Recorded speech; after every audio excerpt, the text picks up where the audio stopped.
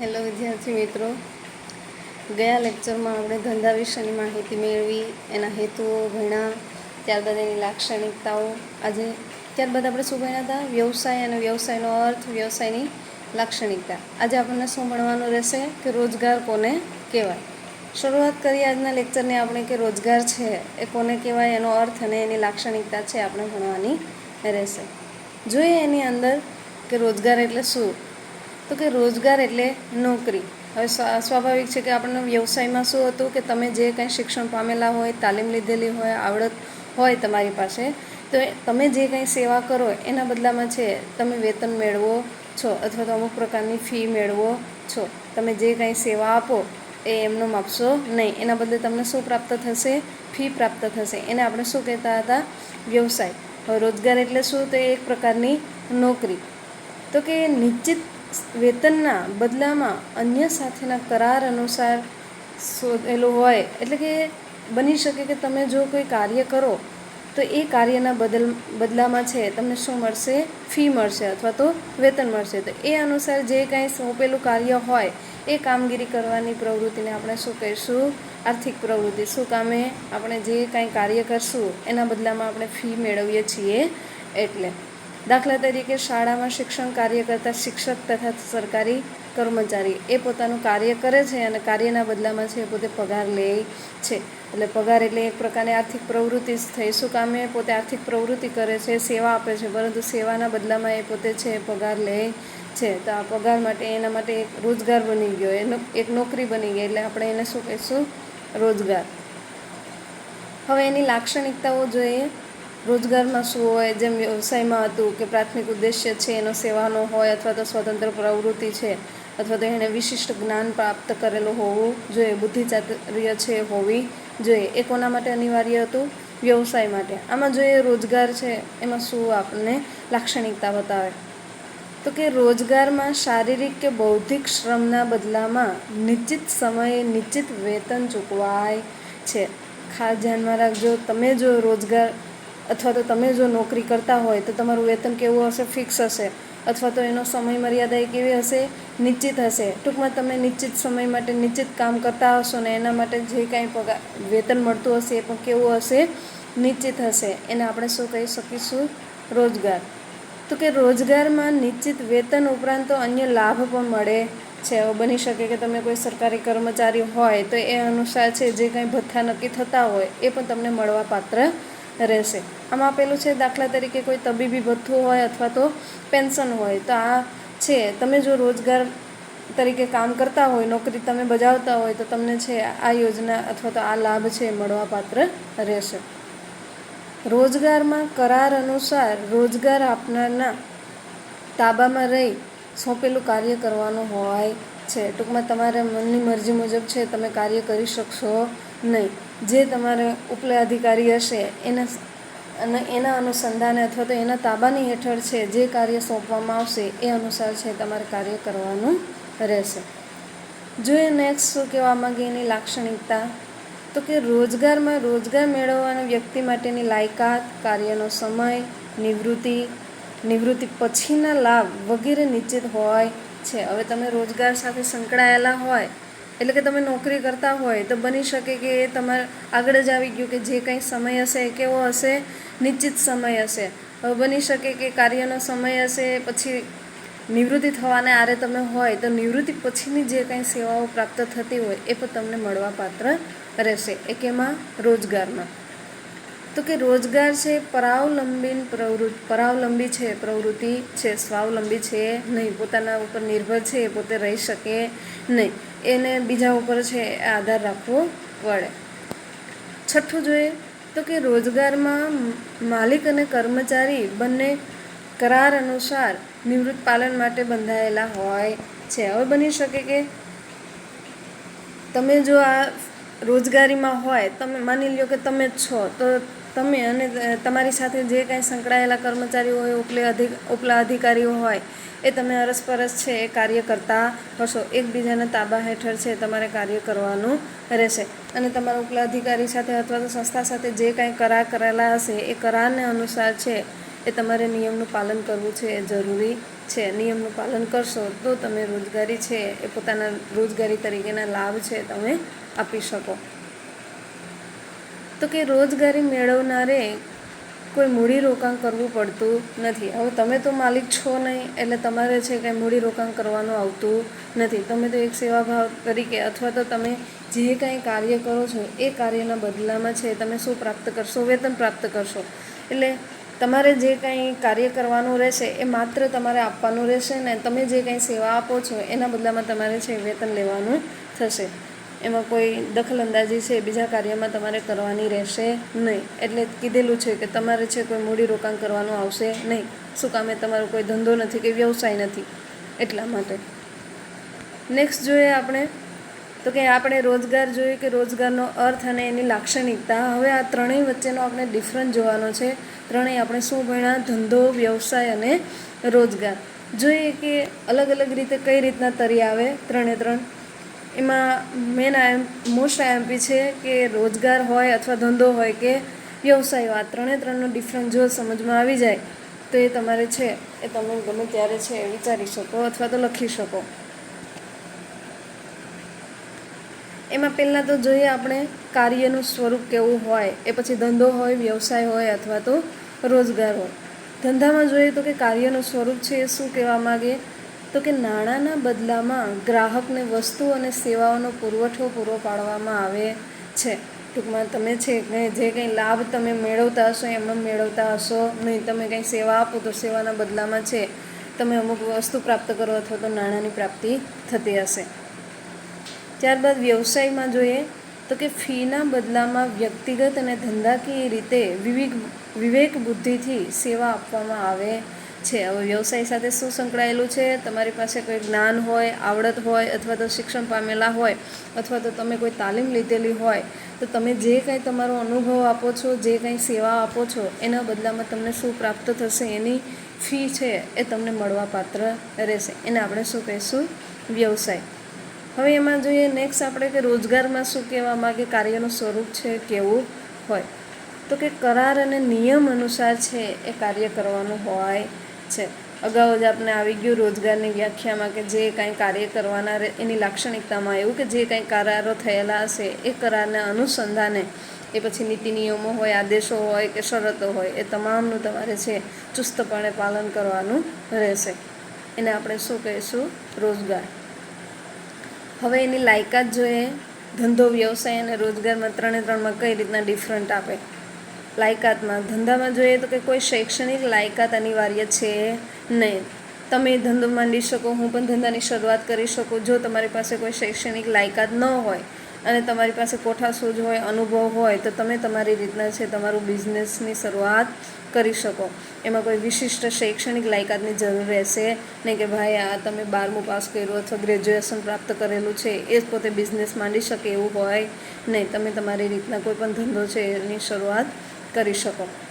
વ્યવસાયમાં જોઈએ તો કે વ્યવસાયમાં શું જરૂરી રહેશે તો કે શૈક્ષણિક લાયકાત, તાલીમ અને વિશિષ્ટ જ્ઞાનની જરૂરિયાત રહે છે. એટલે જ આપણે ભણીએ વ્યવસાય મેળવવા માટે અથવા તો રોજગાર માટે. શું કામે? એમાં શૈક્ષણિક લાયકાતની જરૂરિયાત ઊભી થાય છે. તાલીમની પણ અમુક પ્રકારના અનુભવો તમારી પાસે હોવા જોઈએ. ત્યારબાદ તમારી પાસે કોઠાસૂઝ અથવા તો વિશિષ્ટ જ્ઞાન, આવડત, કલા, કૌશલ્ય છે તમારી પાસે હોવું જોઈએ. તો જ તમે છે બીજાની હરીફ તરીકે ઊભી શકો,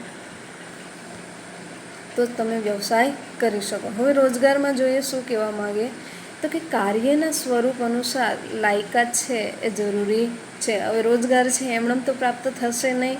તમે જે ફિલ્ડમાં જાઓ અથવા તો શૈક્ષણિક લાઇન ઉપર તમે આવો તો બની શકે કે તમારી પાસે ગ્રેજ્યુએશન અથવા તો ક્વોલિફિકેશન તમારી પાસે હોવું જોઈએ કે જે કાર્ય કરવા બદલ તમે આવી રહ્યા છો. તો કાર્યના સ્વરૂપ અનુસાર છે તમારી પાસે લાયકાત હોવી જોઈએ. દાખલા તરીકે તમે બેંકમાં જાઓ તો બેંક અનુસારની તમારી પાસે ડિગ્રી હોવી જોઈએ.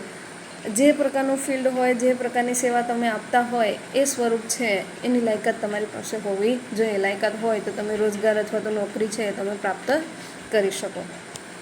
આપણે 2 મુદ્દા ભણ્યા, કયા કાર્યનું સ્વરૂપ અને લાયકાત. નેક્સ્ટ જોઈએ કે બદલો કે વળતર. આ ત્રણે સ્વરૂપમાં કઈ રીતના ડિફરન્ટ આપે જોઈએ. એમાં ધંધા તરીકે બદલો કઈ રીતના, તો કે એમાં છે નફો મળે છે. હવે તમે બિઝનેસ સ્ટાર્ટ કર્યો, ધંધો સ્ટાર્ટ કર્યો, તો બની શકે કે નફો છે તમને પ્રાપ્ત થશે. વળતર સ્વરૂપે શું મળશે? નફો મળશે. સંપત્તિ કે કાંઈ આવશે નહીં. વ્યવસાયમાં જોઈએ શું કહેવા માગે, હવે આગળ આવી જ ગયું કે વ્યવસાય તમે કરો તો એના બદલામાં છે તમે જે કંઈ સેવા આપો એ સેવાના બદલામાં તમને શું પ્રાપ્ત થશે? ફી પ્રાપ્ત થશે. તો વળતર સ્વરૂપે આમાં શું મળશે? ફી મળશે. કેમાં? વ્યવસાયમાં. રોજગારમાં જોઈએ તો કે પગાર અથવા તો દરમાયો મળે છે.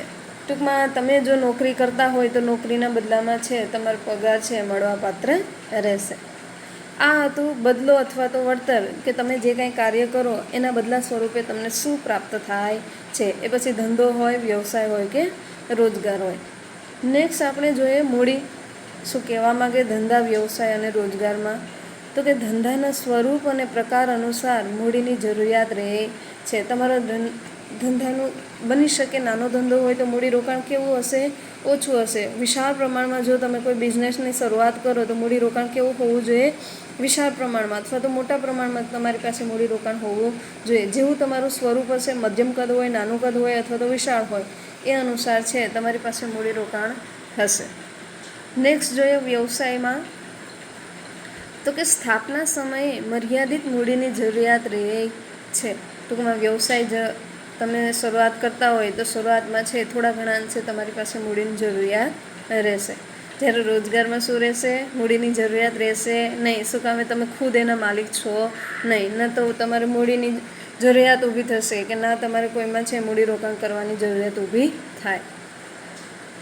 હવે આવશે જોખમ. ધંધામાં કેવું જોખમ હોય? વ્યવસાયમાં અને રોજગારમાં.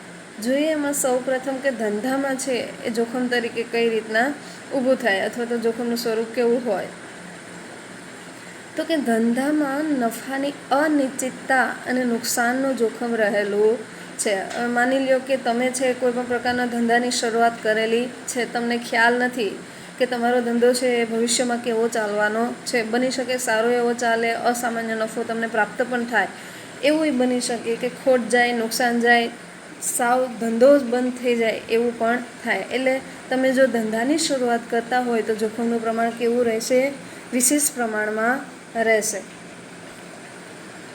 ત્યારબાદ જોઈએ તો કે વ્યવસાયમાં શું રહેશે?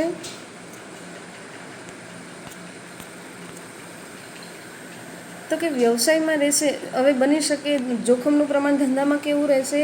વધુ પ્રમાણમાં રહેશે. જ્યારે વ્યવસાયમાં જોઈએ તો કે નિશ્ચિત રકમની ફી ન મળવાનું જોખમ છે એ રહેલું છે. અગાઉ આપણને કીધેલું છે કે રકમ કેવી હશે? નિશ્ચિત હશે. બની શકે કોઈ ફી મળતી હોય તો એ ફી છે ક્યારેક ન પણ મળે, તો એ એક પ્રકારનું તમારા માટે શું કહી શકાય? જોખમ છે એને નિશ્ચિત રહેલું છે. ટૂંકમાં ફિક્સ રકમ હશે નહીં. જેવો નફો હશે એવી તમને ફી પણ મળે. તમે જેવું કાર્ય કરેલું હોય એવી પણ તમને ફી મળે. એટલે એક પ્રકારની નિશ્ચિત રકમ હશે નહીં. ત્યારબાદ જોઈએ રોજગારમાં શું કહેવા માગે, તો કે નિયમિત ચોક્કસ વેતન મળતું હોવાથી જોખમ ઓછું હોય છે. જો તમે નોકરી કરતા હોય તો તમારો પગાર દર કેવો હશે? ફિક્સ હશે. જે કાંઈ કાર્ય કરો એમાં સમયાંતરે એટલે કે લાંબા ગાળે કદાચ વધારો થઈ શકે, પરંતુ જે કાંઈ પગાર હશે એ કેવો હશે? નિશ્ચિત નક્કી કરેલો હશે ને એ અનુસાર તમારે વેતન છે એ મળવાપાત્ર રહેશે. હવે જોઈએ આચાર સંહિતા, એ પછી ધંધામાં હોય કે વ્યવસાય અથવા તો રોજગારમાં કેવું હોય. તો કે આચાર સંહિતામાં પહેલાં સૌ પ્રથમ જોઈએ કે ધંધો, તો કે કાયદાકીય નિયમોનું પાલન કરવું પડે છે. હવે તમે ધંધાની શરૂઆત કરો તો સરકારના જે કંઈ કાયદા કાનૂન હોય, અંકુશ હોય, એનો તમારી પાસે નોલેજ હોવું જોઈએ, માહિતી હોવી જોઈએ. જો તમે સરકારના કાયદા અથવા તો આદેશોનું પાલન ન કરો, નીતિ નિયમોનું પાલન ન કરો અને બિઝનેસની શરૂઆત કરો તો તમે તમારો ધંધો છે બનાવી શકવાના નથી. માની લો કે તમે જો ડ્રગ્સનું ઉત્પાદન કરો તો એ તમે કરી શકવાના નથી. શું કામે? આપણા કાયદા કાનૂન એ અમાન્ય ગણે એટલા માટે. એટલે બિઝનેસની શરૂઆત એવી કરવી કે જે સરકારને માન્ય હોય અને એના નીતિ નિયમોને અનુસંધાને હોય. વ્યવસાયમાં જોઈએ આચાર સંહિતા, તો કે જે તે વ્યાવસાયિક સંગઠન દ્વારા નક્કી થયેલ આચાર સંહિતાના નિયમોનું પાલન કરવું પડે છે. હવે વ્યવસાય સાથે સંકળાયેલા જે કંઈ સંગઠનો હોય એ સંગઠનોના જે કંઈ શરતો હોય, નીતિ નિયમો હોય એનું પાલન કરવાનું રહેશે. કોણે? જે તે વ્યવસાય ધરાવનાર વ્યક્તિએ. રોજગારમાં જોઈએ તો કે કરાર દ્વારા નક્કી થતા નિયમોનું પાલન કરવું પડે છે. અગાઉ આપણને એની વ્યાખ્યામાં આવી જ ગયું કે કરારથી જે કાંઈ નક્કી થયેલું હશે, જે કાંઈ કહેવામાં આવેલું હશે એ પ્રમાણે નીતિ નિયમ મુજબ શરત છે બાંધેલી હોય એ પ્રમાણે છે જે તે કાર્ય કરવાનું રહે, એને નિયમોનું પાલન કરવાનું રહેશે. લાસ્ટ આપણે જોઈએ તો કે માલિકી હિતની ફેરબદલી. એ પછી ધંધામાં હોય, વ્યવસાયમાં હોય, રોજગારમાં તો આવશે ને. જોઈએ એમાં પહેલાં તો કે ધંધામાં જોઈએ તો કે માલિકી હિતની ફેરબદલી છે એ શક્ય છે. માલિકી હિતની ફેરબદલી એટલે શું? તો કે પોતે ધંધાની શરૂઆત કરે, પોતે જેનો માલિક હોય, બની શકે પોતાની ઈચ્છા મુજબ બીજાને પોતે પોતાનો હક છે એ આપી શકે. તો કે ધંધામાં છે, દાખલા તરીકે તમે ધંધાની શરૂઆત કરેલી હોય તો તમારા માલિકની હિતની ફેરબદલી તમે અન્ય વ્યક્તિને છે તમે સોંપી શકો. વ્યવસાયમાં શું થશે? તો કે માલિકી હિતની ફેરબદલી છે એ શક્ય નથી, પોતાને જ પોતાનું કાર્ય છે એ કરવાનું રહેશે. રોજગારમાં પણ છે માલિકી હક ધરાવતા નથી. આ એના ડિફરન્ટ હતા કે જે આપણે ભણેલા છે. સાથે 7 મુદ્દા: કાર્યનું સ્વરૂપ, એની લાયકાત, બદલો અથવા તો વળતર, મૂડી, જોખમ, આચાર સંહિતા અને માલિકી હિતની ફેરબદલી. જોઈએ હવે નેક્સ્ટ આપણે કે ધંધાકીય પ્રવૃત્તિઓનું વર્ગીકરણ છે એ કઈ રીતના કરવામાં આવે.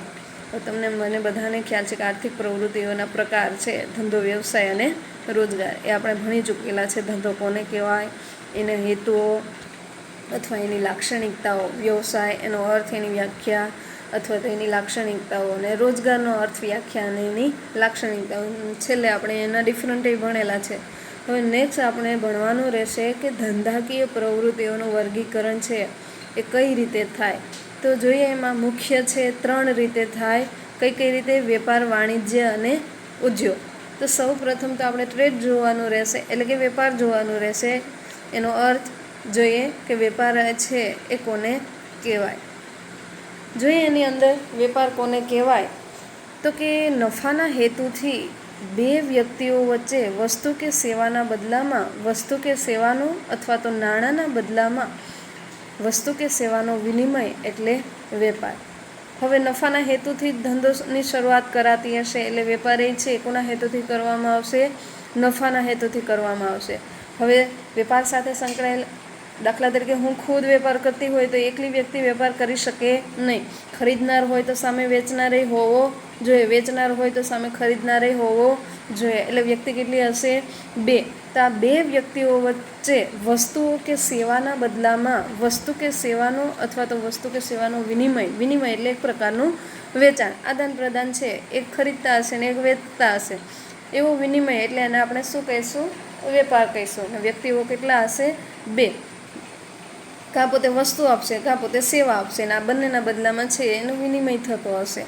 દાખલા તરીકે આમાં આપેલું છે કે તમે દુકાનદાર પાસેથી પુસ્તકો ખરીદો એટલે પુસ્તકની ખરીદી સાથે નાણાં ચૂકવો છો, એટલે વસ્તુના બદલાના નાણાંનો વિનિમય થયો ગણાય. હવે તમે કોઈ દુકાને જાઓ અથવા તો કોઈ વસ્તુની ખરીદી કરવા જાઓ તો એમણે તો જે કંઈ વ્યક્તિ હશે, વેપારી હશે, એમણે આપશે નહીં. તમારે શું ચૂકવવાનું રહેશે? રોકડની નાણાંની ચૂકવણી કરવાની રહેશે. તમે ખરીદશો શું? જે તે વસ્તુ. તો વસ્તુના બદલામાં તમારે શેનો વિનિમય થયેલો ગણાશે? નાણાંનો. શું કામે? તમે નાણાં આપેલા છે એટલે. હવે બની શકે કે તમે નાણાં ન આપો ને એના બદલામાં અમુક પ્રકારની સેવાઓ આપો, તે કેવો વિનિમય ગણાય? સેવાનો વિનિમય. બીજું જોઈએ એમાં તો કે તમે બસની ટિકિટ ખરીદી, બસમાં મુસાફરી કરો એટલે નાણાંના બદલામાં સેવાનો વિનિમય થયેલો ગણાશે. હવે તમે એક સેવા પ્રાપ્ત કરો, શું કામે? પરિવહન ખર્ચ તો ભોગવો છો, સાથે સાથે છે વાહનનો ઉપયોગ કરો છો, એની સેવા લ્યો છો, એટલે આપણા માટે એ શું ગણાશે? સેવાનો વિનિમય. આ હતો વેપારનો અર્થ. ટૂંકમાં તમારે એટલું ધ્યાન રાખવાનું રહેશે કે 2 વ્યક્તિઓ વચ્ચે વસ્તુ અથવા તો સેવાનો વિનિમય થાય અથવા તો નાણાંના બદલામાં વસ્તુ કે સેવાનો વિનિમય થાય એ આપણા માટે શું રહેશે? વેપાર રહેશે. જોઈએ એની લાક્ષણિકતાઓ છે શું કહેવા માગે. કોની લાક્ષણિકતા ભણીએ આપણે? વેપારની. તો કે વેપાર એ આર્થિક પ્રવૃત્તિ છે. ટૂંકમાં જે કાંઈ વ્યવહાર થતા હશે કેવા હશે, નાણાકીય વ્યવહાર થતા હશે, નાણાંની લેવડ દેવડ થતી હશે, તો જ એને આપણે આર્થિક પ્રવૃત્તિ કહી શકીએ. પછી બીજું છે તો કે વેપારમાં બે પક્ષકારો હોય છે. અગાઉ આપણે આવી જ ગયું કે મુખ્ય બે વ્યક્તિઓ સાથે વેપાર થાય, એ પછી વસ્તુ સેવાઓનો વિનિમય થાય તો પણ વ્યક્તિ કેટલી હશે? બે હશે. ટૂંકમાં આમાં પક્ષકારો એટલે કેટલા હશે? કાં ખરીદનાર હશે કાં વેચનાર હશે. બાકી કોઈ વસ્તુ પોતાની રીતે છે એ વેચી શકે નહીં. તો કે ત્રીજું જોઈએ તો કે વેપાર માટે વિનિમય છે એ અનિવાર્ય છે. શું કામે વિનિમય અનિવાર્ય છે? વિનિમય ન થાય તો તમારી ઉત્પાદન કરેલી વસ્તુઓ ક્યાંય જશે નહીં, ઘરે ને ઘરે પડી રહે અથવા દુકાને જ પડી રહે. એટલે વિનિમય જરૂરી છે, વેચાણ છે એ જરૂરી છે. ચોથું, વેપારથી વસ્તુ કે સેવાની માલિકીની ફેરબદલી થાય છે. હવે તમે દાખલા તરીકે કોઈ વસ્તુનું ઉત્પાદન કરો તો કાં વસ્તુ આપશો કાં સેવા આપશો. આ સેવાની માલિકીની ફેરબદલી છે એ થઈ શકે. કોઈ અન્ય વ્યક્તિને તમે વસ્તુ પણ પહોંચાડી શકો અથવા તો વસ્તુના બદલામાં તમે તમારી રીતના કોઈ સેવા પણ છે એ આપી શકો. ટૂંકમાં એની માલિકીની ફેરબદલી કરી શકો. પછી છે કે વસ્તુના અવેજમાં નાણાં કે વસ્તુની ચૂકવણી થાય છે. તમે કોઈ વસ્તુની ખરીદી કરવા જાઓ અને તમારી પાસે જો નાણાં અવેલેબલ ન હોય, તમારી પાસે નાણાં એટલા હાજર ન હોય, તો નાણાંના બદલામાં છે તમે કોઈ અન્ય વસ્તુ છે એ પણ આપી શકો. અન્ય વસ્તુની ચૂકવણી છે તમે કરી શકો. કેમાં? વેપારમાં. છઠ્ઠું જોઈએ તો કે વેપાર એ સતત ચાલતી પ્રવૃત્તિ છે. હવે તમે વેપાર કરો છો તો એ રોજે રોજ ચાલતી હશે. શું કામે? તમે આજે વેપાર કર્યો ને કાલ પછી બેસી જાઓ કે મારે આજે વેપાર કરવો નથી તો એ ચાલે નહીં, તમે કમાઈ શકો નહીં. વેપાર છે એ રોજે રોજ થવાના. આર્થિક પ્રવૃત્તિ છે એ રોજે રોજ થવાની. ખરીદનાર રોજે આવવાના. વેચવાની જે તે વસ્તુ છે એ રોજે જવાની. એટલે તમે કહી શકો કે વેપાર એ સતત ચાલતી પ્રવૃત્તિ છે, એ બંધ થાય નહીં. જ્યાં સુધી ઉત્પાદન બંધ ન થાય ત્યાં સુધી છે વેચાણ એ બંધ થવાનું નથી. સાતમું જોઈએ તો કે વસ્તુ કે સેવાનું મૂલ્ય નાણાંમાં નક્કી થાય છે. હવે બની શકે કે જ્યારે તમે જે તે વસ્તુનું ઉત્પાદન કરો છો એ વસ્તુ માટે છે એ અમુક પ્રકારનું એનું મૂલ્ય છે એ નક્કી કરેલું હશે. ત્યારબાદ જોઈએ આઠમું તો કે વેપાર એ કાયદેસરની થતી પ્રવૃત્તિ છે. હવે કાયદેસરની પ્રવૃત્તિ કહી શકાય. શું કામે? એમાં કોઈ કાળા બજાર જેવું કાર્ય છે એ કરવાનું રહેશે નહીં. ટૂંકમાં આ 8 લાક્ષણિકતાઓ છે એ આપણને ભણી ગયા. કઈ કઈ? એક તો વેપાર એ આર્થિક પ્રવૃત્તિ છે. વેપારમાં બે પક્ષકારો હોય. ક્યાં? તો કે ખરીદનાર અને વેચનાર. ત્યારબાદ શું આવશે તો કે વેપાર માટે વિનિમય છે અનિવાર્ય છે. તમે વેપાર કરતા હોય તો એનું વેચાણ છે થવું જરૂરી છે. પછી શું ભણ્યા? તો કે વેપારથી વસ્તુ કે સેવાની માલિકીની ફેરબદલી આપણે કરી શકીએ. ત્યારબાદ આવશે તો કે વસ્તુના અવેજમાં નાણાં કે વસ્તુની ચૂકવણી છે એ તમે કરી શકો. પછી આપણે ભણ્યા કે સતત ચાલતી પ્રવૃત્તિ છે. પછી આવેલું હતું કે એનું મૂલ્ય છે નાણાંમાં નક્કી થાય. અને છેલ્લે આપણે શું ભણ્યા તો કે વેપાર એ કાયદેસરથી થતી પ્રવૃત્તિ છે. આ એની લાક્ષણિકતાઓ હતી. કોની? વેપારની. નેક્સ્ટ આપણે જોઈએ તો કે વેપારના પ્રકારો કેટલા હોય. એમાં બે આપેલા છે, આંતરિક વેપાર અને આંતરરાષ્ટ્રીય વેપાર. જોઈએ એમાં આંતરિક વેપાર કોને કહેવાય, આંતરરાષ્ટ્રીય વેપાર કોને કહેવાય. સૌ પ્રથમ આવશે આંતરિક વેપાર. તો કે દેશની સરહદમાં જ જુદા જુદા વિસ્તારમાં થતો વેપાર એટલે આંતરિક વેપાર. ટૂંકમાં છે એ સરહદ પાર કરવાની આવશે નહીં. સરહદની અંદર જ જે કાંઈ વેપાર થતા હશે એ આપણા માટે શું ગણાશે? આંતરિક વેપાર ગણાશે. એટલે ટૂંકમાં એટલું ધ્યાનમાં રાખવાનું કે દેશની સરહદમાં એ ભલે જુદા જુદા વિસ્તારો હોય પરંતુ આવશે ક્યાં? દેશની સરહદની અંદર. તો દેશની સરહદની અંદર જે કાંઈ તમે વેપાર કરો એ વેપાર તમારા માટે શું ગણાય? આંતરિક વેપાર. આમાં આપેલું છે તો કે અમદાવાદનો વેપારી કાશ્મીરથી સફરજનની પેટીઓ ખરીદે અથવા તો નાગપુરનો વેપારી રાજકોટ નારંગી મોકલાવે એટલે એને આપણે શું કહી શકાય? આંતરિક વેપાર કહી શકાય કે દેશની સરહદને છે પોતે વટાવેલી છે નહીં. તો કે વિતરણની દ્રષ્ટિએ આંતરિક વેપારના બે ભાગ છે એ પાડી શકાય. જોઈએ કયા કયા ભાગ છે એ પાડી શકાય. વિતરણ એટલે એક પ્રકારનું વેચાણ, અને વેચાણની દ્રષ્ટિએ એમાં પણ પાછું શું આવશે? આંતરિક વેપાર. તો કે આ બંનેની દ્રષ્ટિએ છે એના બે ભાગ પાડેલા છે. એમાં છે પેલું જથ્થાબંધ વેપાર અને છૂટક વેપાર. તો કે જથ્થાબંધ વેપારી એટલે મોટા જથ્થામાં ઉત્પાદક પાસેથી ખરીદી કરી અને છૂટક વેપારીને તેની જરૂરિયાત અનુસાર માલનું વિતરણ કરે છે. ટૂંકમાં વિતરણની દ્રષ્ટિએ એટલે કે વસ્તુનું વેચાણ કરનાર વ્યક્તિ હોય એ પોતે. એને રીતે આંતરિક વેપારના બે ભાગ પાડેલા છે. કોની દ્રષ્ટિએ? વિતરણની દ્રષ્ટિએ. ક્યાં ક્યાં પાડેલા છે? જથ્થાબંધ વેપાર અને છૂટક વેપાર. હવે જથ્થાબંધ વેપાર કોને કહેવાય? તો કે જથ્થાબંધ વેપારી છે પોતે મોટા પ્રમાણમાં એટલે કે મોટા જથ્થામાં છે ઉત્પાદક પાસેથી જે તે વસ્તુનું ઉત્પાદન કરેલું હશે એ વસ્તુ પોતે ખરીદશે ને આ ખરીદેલી વસ્તુ છે કોને આપશે? છૂટક વેપારીને. અને છૂટક વેપારીને જેવી જરૂરિયાત હોય એ અનુસાર છે આવા જથ્થાબંધ વેપારી પાસેથી પોતે વસ્તુ ખરીદશે. જોઈએ નેક્સ્ટ શું કહેવા માગે? તો કે જથ્થાબંધ વેપારી માલના ઉત્પાદક અને છૂટક વેપારી વચ્ચેની કડી છે. ખાસ અંડરલાઇન કરજો, જથ્થાબંધ વેપારી છે કોની વચ્ચે કડી છે? માલનો ઉત્પાદક. શું કામે? પોતે ક્યાંથી વસ્તુ લાવશે? ઉત્પાદક પાસેથી, વેપારી પાસેથી કે જે વસ્તુનું ઉત્પાદન કરતો હશે ને આપશે કોને? છૂટક વેપારીને. તો આ બંને વચ્ચેના જે કાંઈ પ્રશ્નો હશે એનું સોલ્યુશન કોણ લાવશે? જથ્થાબંધ વેપાર. જોઈએ એની અંદર શું કહેવા માગે? તો કે છૂટક વેપારમાં જથ્થાબંધ વેપારી પાસેથી છૂટક વેપારી માલ ખરીદે છે અને ગ્રાહકોને તેમની જરૂરિયાત પ્રમાણે માલ છે એ પૂરો પાડે છે. આગળ શું આવેલું હતું? જથ્થાબંધ વેપાર. જથ્થાબંધ વેપાર કોને કહેવાય? કે ઉત્પાદક પાસેથી લે અને દેશે કોને? છૂટક વેપારીને. હવે આવ્યા છૂટક વેપારી. એ શું કરશે? તો કે છૂટક વેપારમાં શું થશે? તો કે એ પોતે ખરીદશે કોની પાસેથી? જથ્થાબંધ વેપારી પાસે. જથ્થાબંધ કોની પાસેથી ખરીદશે? ઉત્પાદક પાસેથી. ટૂંકમાં આ એક પ્રકારની ફોર્મ્યુલા. એક છૂટક વેપારી કોની પાસે જશે? જથ્થાબંધ વેપારી પાસે. જથ્થાબંધ વેપારી કોની પાસે જશે? ઉત્પાદક પાસે. તો કે છૂટક વેપારમાં જથ્થાબંધ વેપારી પાસેથી છૂટક વેપારી માલ ખરીદે અને આપશે કોને? જે તે ગ્રાહકને. ગ્રાહકને જેવી જરૂરિયાત હોય એ અનુસાર પોતે માલ પહોંચાડશે. આ હતા આંતરિક વેપાર. આંતરિક વેપારમાં પાછું વિતરણ વેપારની દ્રષ્ટિએ જથ્થાબંધ વેપાર અને છૂટક વેપાર. હવે જોઈએ આંતરરાષ્ટ્રીય વેપાર કોને કહેવાય? તો કે કોઈ પણ બે દેશો વચ્ચેના થતા વેપારને આંતરરાષ્ટ્રીય વેપાર કહેવામાં આવે છે. આંતરિક વેપારમાં છે ખાલી દેશની સરહદની અંદર જ જે કાંઈ વેપાર થતો હતો. આંતરરાષ્ટ્રીયમાં શું થશે?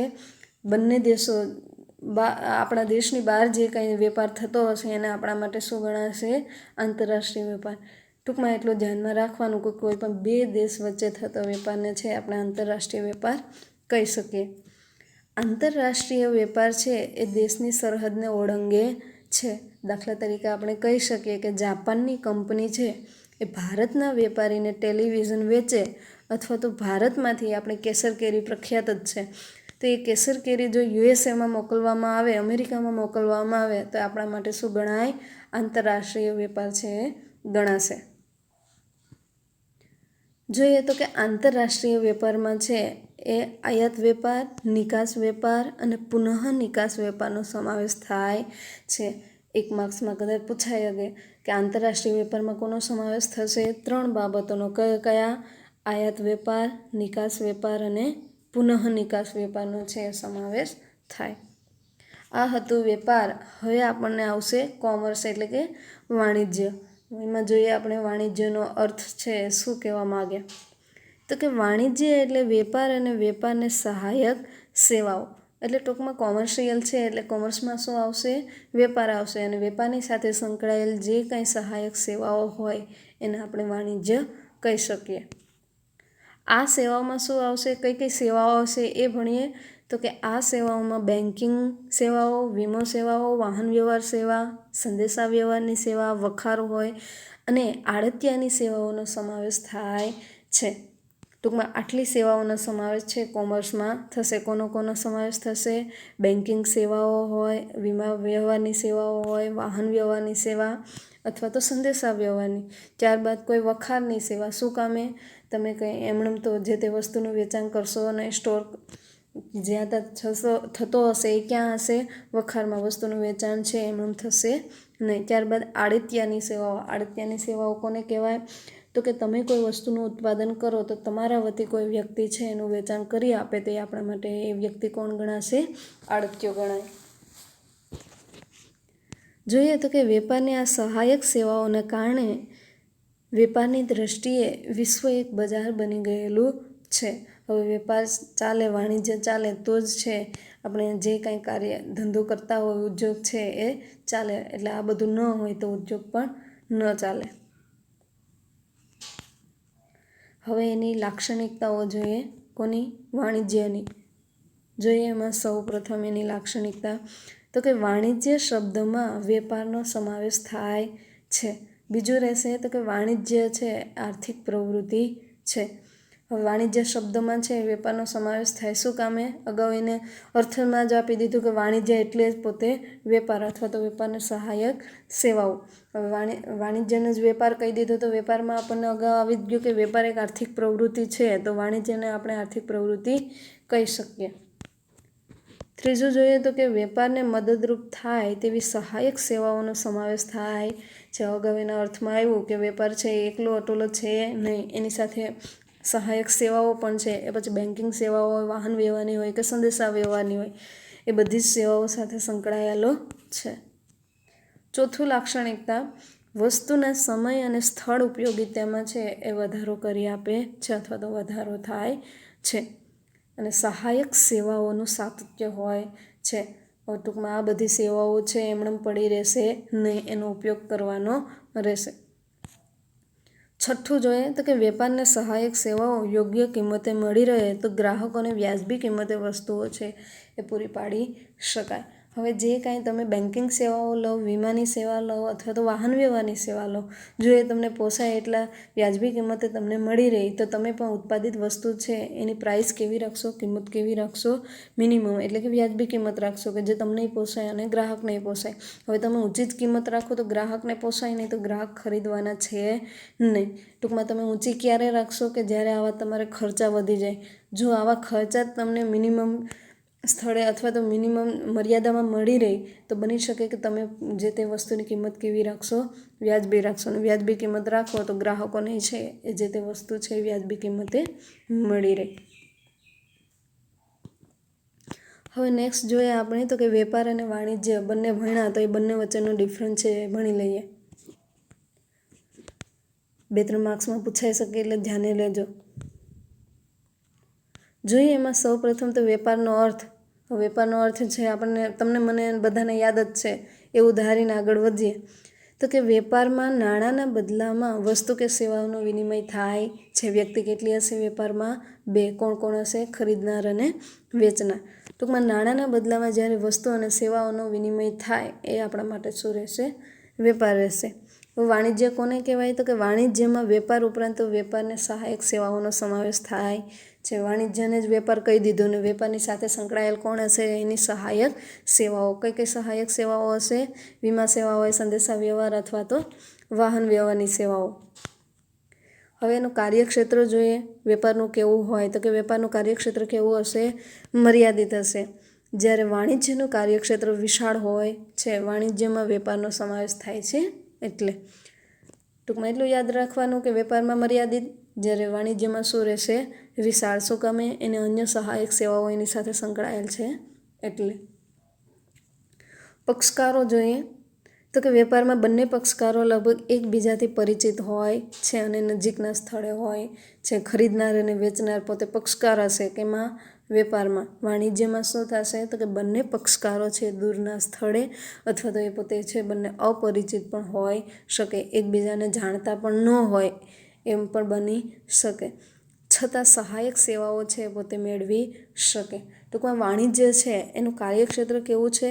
વિશાળ છે, મોટા પ્રમાણમાં છે. એટલે જે કાંઈ લોકો કનેક્ટેડ હશે, એની સાથે સંબંધ ધરાવતા હશે, એ પણ ક્યાંના હશે?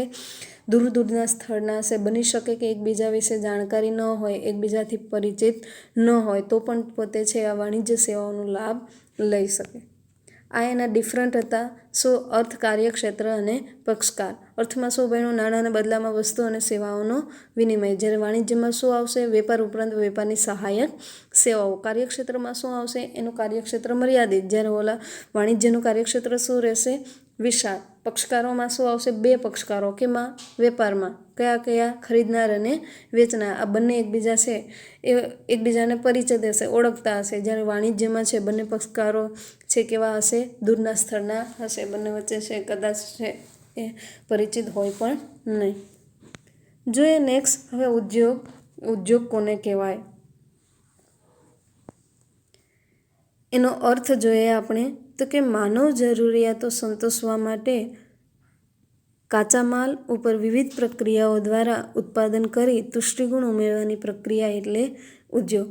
ટૂંકમાં માનવ જરૂરિયાતો છે, આપણી જરૂરિયાતો ઘણી બધી છે, પ્રાથમિક જરૂરિયાતથી માંડી અને મોજ શોખની જરૂરિયાત, આ બધી જ જરૂરિયાતોને સંતોષવા માટે છે એ ઉત્પાદિત માલ એમનેમ નહીં બને. માલ ઉપર શું કરવાનું રહેશે? પ્રક્રિયાઓ, કાચા માલથી તૈયાર માલ સુધીની પ્રક્રિયાઓ કરવાની રહે. ને આ પ્રક્રિયાઓ દ્વારા છે ઉત્પાદન કરી અને તુષ્ટિગુણ ઉમેરવાની પ્રક્રિયા. તુષ્ટિગુણ એટલે શું રહેશે? આપણા માટે એક પ્રકારનો સંતોષ, કે એવી વસ્તુ આપણને મળે કે આપણે સંતોષ થાય, એને આપણે શું કહીશું? ઉદ્યોગ. ટૂંકમાં માનવ જરૂરિયાતો સંતોષવા માટે કાચા માલ ઉપર વિવિધ પ્રકારની પ્રક્રિયાઓ દ્વારા ઉત્પાદન કરી અને તુષ્ટિગુણ ઉમેરવાની પ્રક્રિયા એટલે ઉદ્યોગ. દાખલા તરીકે આમાં આપેલું છે કે લાકડામાંથી ફર્નિચરનું ઉત્પાદન અથવા તો કાચા રૂમાંથી કાપડનું ઉત્પાદન. હવે બની શકે કે તમારે જો ફર્નિચરની જરૂરિયાત હોય તો ફર્નિચર છે એમણે બનશે નહીં. પ્રોસેસ કોના ઉપર થશે? લાકડા ઉપર. એટલે કે લાકડામાંથી છે ગમે તે પછી ટેબલ ખુરશી હોય અથવા તો કોઈ આલિશાન છે એ ફર્નિચર પર તમે બનાવી શકો. તો એ ફર્નિચરનું ઉત્પાદન છે એમાંથી તમને તુષ્ટિગુણ મળશે, સંતોષ મળશે, અને જો તમે ખરીદો તો એક પ્રકારનો એનું ઉત્પાદન કરો તો એ તમારા માટે શું કહેવાય? ઉદ્યોગ કહેવાય. પછી છે કે કાચા રૂમાંથી છે કાપડનું ઉત્પાદન. ટૂંકમાં કાચા માલમાંથી તૈયાર માલ સુધી બનતી જે કાંઈ પ્રક્રિયા હોય અને તમે જે તે વસ્તુનું ઉત્પાદન કરો અને વેચાણ કરો તો એ તમારા માટે છે ઉદ્યોગ ગણાશે. તો કે ઉદ્યોગોના લક્ષણોમાં જોઈએ તો કે ઉદ્યોગોના લક્ષણોમાં ઉત્પાદન, આર્થિક પ્રવૃત્તિ, કાચા માલના સ્વરૂપમાં ફેરફાર, વિવિધ વસ્તુઓનું ઉત્પાદન, તુષ્ટિગુણનો ઉમેરો, આ ઉપરાંત છે એ માનવ શ્રમ, કુદરતી સંપત્તિ, યાંત્રિક સાધનોનો ઉપયોગ વગેરેનો સમાવેશ થાય છે. હવે એમ પૂછાય કે ઉદ્યોગોના લક્ષણોમાં છે કોનો સમાવેશ થશે? એક તો છે ઉત્પાદન. શું કામ? ઉત્પાદન જ ન કરો તો તમે છે કોઈ પણ વસ્તુનું વેચાણ કરી શકો નહીં. ને જ્યાં ઉદ્યોગ હોય ત્યાં વસ્તુનું ઉત્પાદન થવાનું જ છે. ને વસ્તુનું ઉત્પાદન થાય તો આર્થિક પ્રવૃત્તિ થાય. પછી છે કે જે તે વસ્તુ એમણે બનશે નહીં, એનું કાચો મટીરિયલ આવશે, કાચો માલ આવશે, એમાંથી એ તૈયાર માલ બનશે. એટલે ટૂંકમાં કાચા માલના સ્વરૂપમાં શું થાય? ફેરફાર થાય. પછી જે વિવિધ વસ્તુઓનું ઉત્પાદન. હવે બની શકે કે કોઈ વસ્તુનું તમે ઉત્પાદન કરો તો એના બદલા સ્વરૂપે અન્ય વસ્તુઓ છે આપોઆપ છે એનું ઉત્પાદિત વસ્તુ થાય ને એનું પણ તમે વેચાણ કરશો. પછી તુષ્ટિગુણનો ઉમેરો, એ તો એની વ્યાખ્યામાં જ એના અર્થમાં આવી ગયો આપણને. ત્યારબાદ આ ઉપરાંત કોનો સમાવેશ થશે? માનવ શ્રમ. શું કામે? જે તે વસ્તુ એમણે બનશે નહીં, એમાં શ્રમ કોણ લગાડશે? જે તે માનવી. અથવા તો કોઈ યાંત્રિક સાધનોનો પણ તમે સમાવેશ કરી શકો. પછી જે કુદરતી સંપત્તિ, આ બધાનો સમાવેશ છે તેમાં થાય? ઉદ્યોગમાં થાય. હવે વર્ગીકરણ જોઈએ એનું ઉદ્યોગોનું કઈ રીતના થશે. મુખ્ય 3 રીતે છે આપણે ઉદ્યોગોને ડિવાઈડ કરી શકીએ. એમાં સૌ પ્રથમ આવશે પ્રાથમિક ઉદ્યોગ, ગૌણ ઉદ્યોગ અને આનુષંગિક ઉદ્યોગ. જોઈએ એમાં પ્રાથમિક ઉદ્યોગ કોને કહેવાય તો કે આ ઉદ્યોગો મૂળભૂત ઉદ્યોગો છે. સમુદ્ર, જમીન, હવા સાથે સંકળાયેલા છે. ટૂંકમાં મેન 3 છે. કયા? પ્રાથમિક, ગૌણ અને આનુષંગિક. એમાં પ્રાથમિકમાં શું આવશે? પ્રાથમિક છે આપણા મૂળભૂત ઉદ્યોગો ગણાશે, પ્રાઇમરી ઇન્ડસ્ટ્રીઝ ગણાય. અને એમાં શું આવશે? સમુદ્ર, જમીન અને હવા સાથે છે આવા પ્રાથમિક ઉદ્યોગો સંકળાયેલા હોય. કુદરત ઉપર નિર્ભર રહીને ઉત્પાદન પ્રવૃત્તિ થાય છે. ટૂંકમાં પ્રાથમિક ઉદ્યોગો છે એ કોના ઉપર આધાર રાખે છે? સમુદ્ર, જળ અથવા તો હવા સાથે કનેક્ટેડ હશે ને એ પોતે છે કુદરત ઉપર નિર્ભર હશે ને એનાથી છે જે તે વસ્તુનું ઉત્પાદન થતું હશે.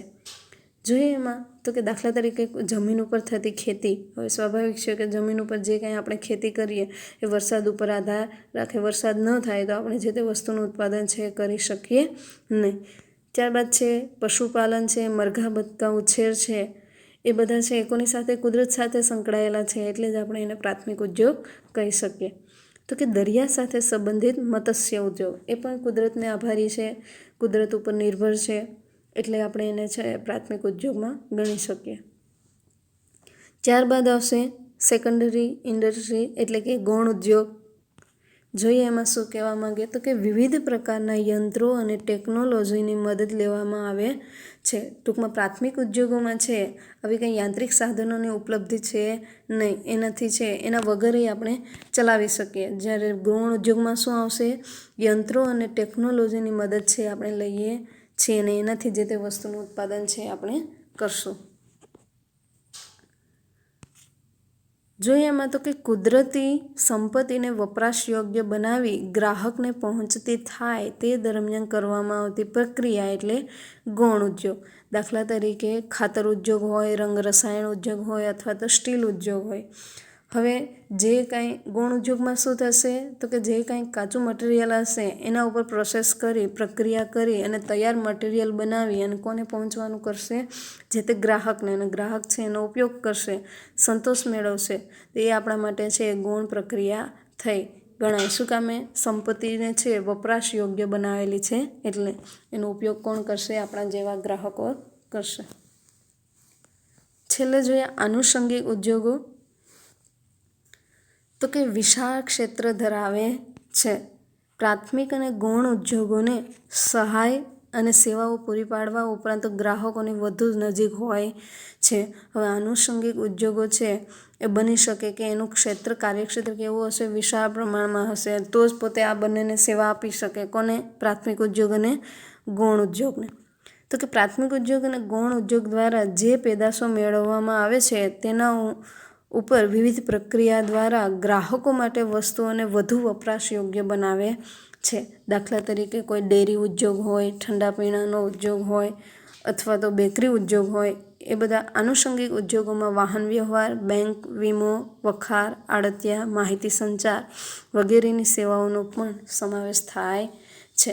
ટૂંકમાં એ પોતે પણ છે એક પ્રકારના ગૌણ ઉદ્યોગની જેમ જ પોતે કાર્ય કરે છે, પરંતુ પ્રાથમિક ઉદ્યોગ અને ગૌણ ઉદ્યોગ દ્વારા છે જે કાંઈ એની પેદાશો મેળવવામાં આવે એના ઉપર પોતે પાછી પ્રક્રિયા કરશે અને એ પ્રક્રિયા દ્વારા છે ગ્રાહકો માટે વસ્તુઓને કેવી બનાવશે, વપરાશ યોગ્ય બનાવશે અને લોકો છે એને ખરીદશે અને એનો ઉપયોગ કરશે અને સાથે સાથે અમુક પ્રકારની સેવા પણ એ પોતે આપે. કઈ સેવા? વાહન વ્યવહારની હોય કે બેંકની હોય, વીમા સેવા, વખાર સેવા, આડતિયા અથવા તો માહિતી સંચારની સેવા. તો કે ખેતી દ્વારા ધાન્ય, દાખલા તરીકે ઘઉંનું ઉત્પાદન કરવામાં આવે તે પ્રાથમિક ઉદ્યોગ ગણાય. શું કામે? આપણે છે એ કુદરત ઉપર આધારિત છે, સમુદ્ર, જમીન અને હવાનો ઉપયોગ કરીએ એટલે. પછી જે ઘઉંમાંથી મેંદો તૈયાર કરવાનો ઉદ્યોગ હોય તે આપણા માટે શું ગણાય? ગૌણ ઉદ્યોગ.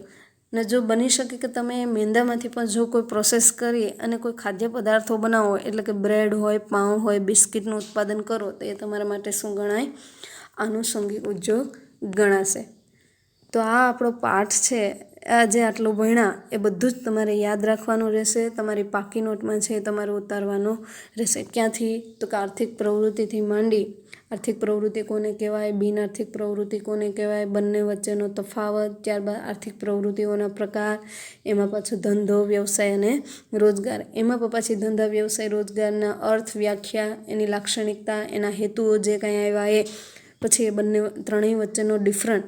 પછી આપણે ભણ્યા કે વેપાર અને વાણિજ્ય, તો વેપાર વાણિજ્યની જે કાંઈ બાબતો ભણ્યા એ બંને વચ્ચેનો તફાવત, પછી ઉદ્યોગનો અર્થ, એની લાક્ષણિકતાઓ, એનું વર્ગીકરણ, એમાં પાછું પ્રાથમિક ઉદ્યોગ, ગૌણ ઉદ્યોગ અને આનુષંગિક ઉદ્યોગ. આ તમામ બાબતો છે એ તમારે પાકી નોટમાં છે લખવાની રહેશે. આની ટેસ્ટ રહેશે આપણે, એટલે ધ્યાને રાખજો. Thank you.